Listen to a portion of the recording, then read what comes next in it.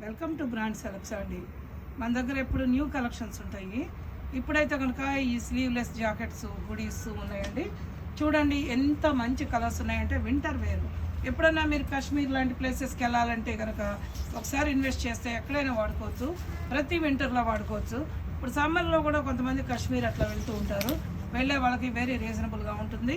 ఇది చాలా డిస్కౌంట్ ప్రైస్లో ఉంటుంది.